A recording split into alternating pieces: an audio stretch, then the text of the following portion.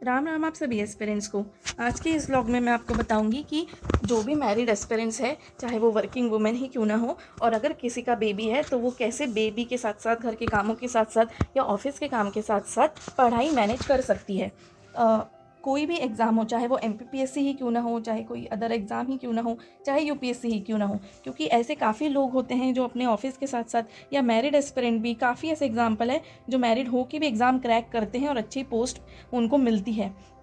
तो मैरिड होना, मुझे नहीं लगता कि ये किसी आपकी मंजिल को पाने के लिए जो रास्ता है उस रास्ते में रुकावट बनेगा। जबकि मैरिड होने से आपको एक पुश मिलता है कि नहीं, मुझे ये चीज़ करनी ही है, क्योंकि मैं जीवन भर ऐसे ही नहीं रह सकती।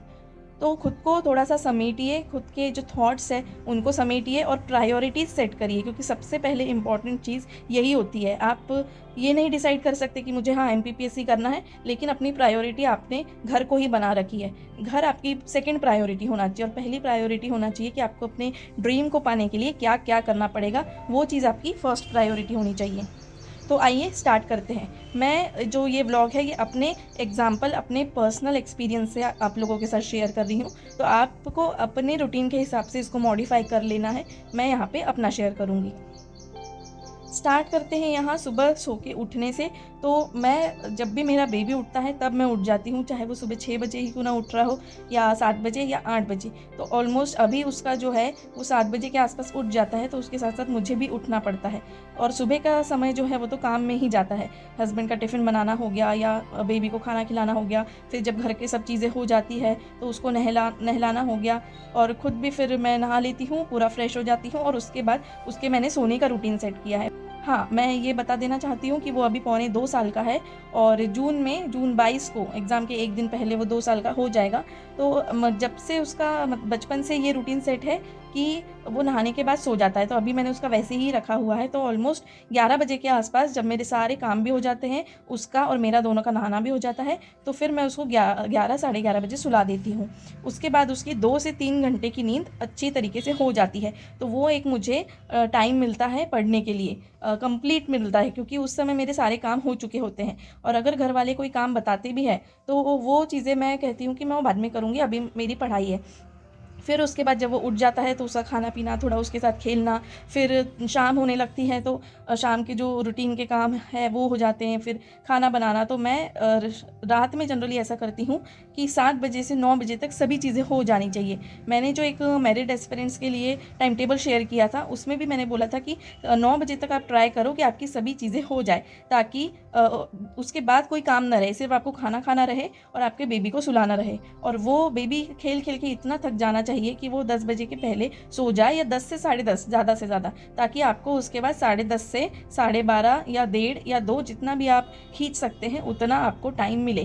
तो मेरे बेबी के हिसाब से मैंने ये टाइम टेबल सेट किया हुआ है। और आप जितने भी मैरिड एस्पिरेंट हैं, तो बेबी को हम लोग, अगर आपका बेबी है तो 2 कैटेगरी में हम डिवाइड कर सकते हैं। एक तो वैसे जो बच्चे, जिन बच्चों को बहुत ज़्यादा अटेंशन लगती है, जिन बच्चों को बहुत देखना पड़ता है, जो अभी छोटे हैं या जो पढ़ने नहीं देते, इन शॉर्ट जो अभी बिल्कुल भी पढ़ने नहीं दे रहे हैं, उनके साथ कैसे मैनेज किया जाए। और एक वो कैटेगरी जिनके बच्चे स्कूल जा रहे हैं या इतने बड़े हैं कि वो घर में अकेले खेलते हैं, आपको पढ़ने का टाइम मिल जाता है। तो दोनों ही कैटेगरी में आपको थोड़ा थोड़ा समय निकालना ही पड़ेगा। आप ऐसी एक बुक रखिए जो चलते फिरते, आप बेबी के साथ अगर खेल भी रहे हैं, अगर बेबी का 5-10 मिनट के लिए भी ध्यान उस खेल में लग गया, तो आप उस बुक का एक पेज पढ़ लीजिए। तो ऐसा कर कर के आपको टाइम निकालना पड़ेगा। और छोटी छोटी चीज़ों में आप थोड़ा थोड़ा टाइम ढूंढिए। जैसे मेरा बेबी झूले में सोता है, तो उसको 15-20 मिनट का झूला देना पड़ता है, उसके बाद वो सोता है। तो उतने टाइम भी मैं कुछ या तो मोबाइल में पढ़ लूँगी, या तो कोई बुक लेके बैठ जाऊँगी, और वैसा मैं पढ़ूँगी। तो सभी चीज़ें जो है ना एक्सेसिबल रखिए। आपके रूम में एक कबर्ड ऐसी बनाइए, एक जगह ऐसी बनाइए डेडिकेटेड बुक्स के लिए, कि चलते फिरते फट से वहाँ से बुक उठा ली और पढ़ लिए।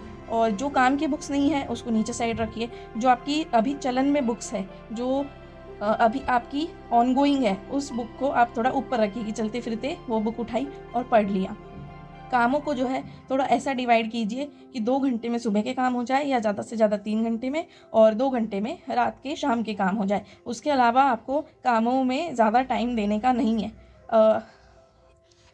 हस्बैंड से आप थोड़ी हेल्प मांगिए। अगर आपके हस्बैंड सपोर्टिव है तो वो आपकी घर की चीज़ों में भी हेल्प करेंगे और थोड़ा बेबी को संभालने में भी हेल्प करेंगे। तो इस प्रकार से आप थोड़ा थोड़ा करके 5-5 10-10 मिनट करके, और जब बेबी सोता है तो 2-2 घंटे करके 6 घंटे तो आराम से निकाल ही सकते हैं पढ़ाई के लिए।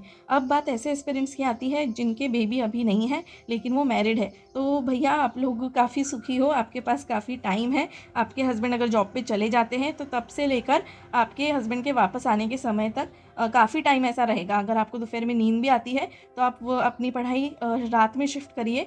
और हम भी उस फेज़ से जा चुके हैं, जब बेबी नहीं था तब एक्चुअल में काफ़ी टाइम रहता है, लेकिन हम लोग आलस के मारे कुछ पढ़ते नहीं हैं। तो अपना आलस भगाइए और ख़ुद को अभी पढ़ाई में व्यस्त करिए।